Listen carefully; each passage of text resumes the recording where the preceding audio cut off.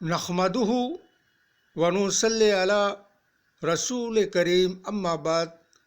पश्चिम बंगला का पीर फुरफुरा दरबार शरीफ मुजद्दिदिया जबान पीर अबू बकर सिद्दीक रहमतुल्लाह अलैहि का संगठन ऑल इंडिया मुजद्दिदिया मिशन सर्वधर्म सम्मेलन कमेटी के सदस्यों हैं हम। मोहम्मद आसिफ इसके अलावा सर्व भारतीय जातीय कांग्रेस का भी सदस्य है हम। हिंदू मुस्लिम सिख ईसाई जैन क्रिश्चन आदिवासी दलित हम सब है भाई भाई। मजहब नहीं सिखाता आपस में बैर रखना। हिंद है हम, ये वतन है हमारा।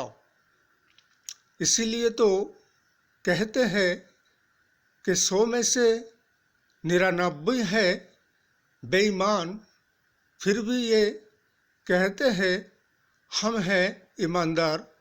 ये मौजूदा शासक दल एक ऐसा राजनीतिक दल और संगठन है, बेईमान कभी ईमानदार नहीं हो सकता है। बेईमानों का काम हमेशा यही होता है जो विपक्ष के ऊपर निशाना साधना और दूसरे को भी अपने जैसा विपक्ष को भी बेईमान समझना। इसलिए कि बेईमानों का तालमेल ईमानदारों से नहीं हो सकता है और ईमानदारों का तालमेल बेईमानों से नहीं हो सकता। इसलिए कि बेईमान को हमेशा विपक्ष और ईमानदार लोग बेईमानी नज़र आता है। इसलिए कि हमने बहुत से बेईमान देखे हैं, लेकिन ऐसे मौजूदा शासक दल और संगठन के जैसा बेईमान को आज पहली बार देख रहे हैं। इसलिए कि जैसे कि अभी चंडीगढ़ में एक मेयर की चुनाव और इलेक्शन था, जिसमें इंडिया गठबंधन को 20 वोट मिलता है और बीजेपी को 16, और जो कि वहाँ के चुनाव आयोग और कमिश्नर था वो बैलेट पेपर ठप्पा में वोट हुआ।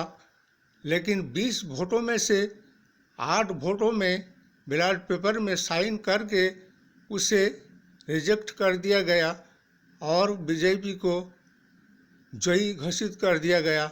ये बेईमानी नहीं तो और क्या है, सरासर ये लोकतंत्र का हत्या है।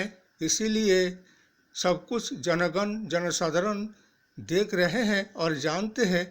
और इसी तरह से विपक्ष के ऊपर जैसे कि ईडी तदंत लगाकर आने वाले 2024 के लिए एक इलेक्शन की योजना बनाने की कोशिश किया जा रहा है और विपक्ष को बदनाम करने की कोशिश में लगे हुए हैं।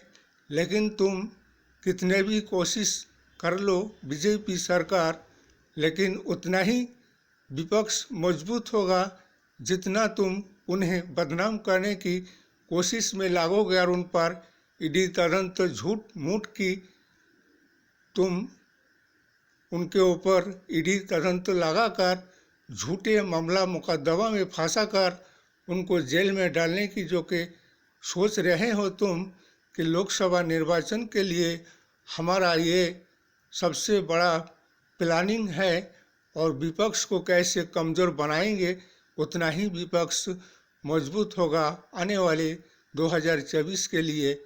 इसलिए कि सारे भारतवर्ष के जनगण जानते हैं तुम्हारे पास बेरोजगारी पर कोई चर्चा नहीं, गरीबी पर कोई चर्चा नहीं, महंगाई पर कोई चर्चा नहीं, बल्कि भारतवर्ष के जनगण के ध्यान इन चीज़ों से भटकाने के लिए तुम लोगों ने तरह तरह की योजना में लोगों को फंसाकर और उनके ध्यान को भटकाते रहते हो।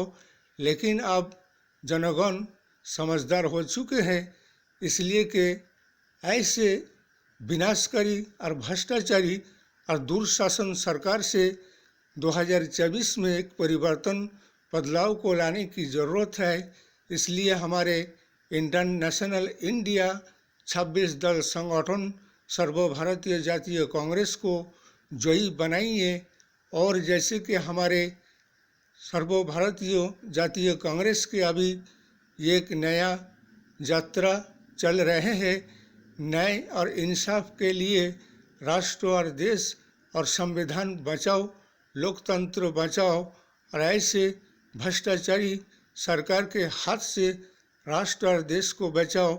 इनको वो मुजरिम को नज़र नहीं आता है, जो बेगुनाह है उसे मुजरिम करार देते हैं और जो गुनाहगार है उसे बाइज्जत बरी कर देते हैं।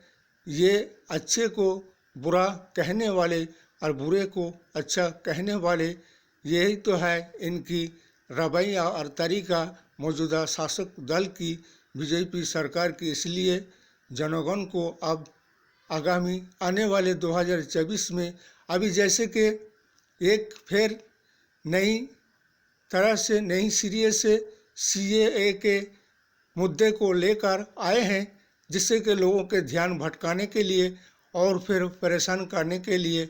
सबसे पहले तो CAA का जांच, जितने के बीजेपी के लीडर और नेता मंत्री हैं उनकी सबसे पहले CAA का जांच किया जाए। उसके बाद भारतवर्ष के जनगण के ऊपर CAA NA कानून लागू करेगा। इसके लिए कि सबको तो पहले से नागरिकता मिले हुए हैं और नागरिक बन चुके हैं, उनके और क्या CAA और NA कानून के जरिए से फिर उनका क्या डॉक्यूमेंट और सबूत और प्रमाण मांगा जाएगा।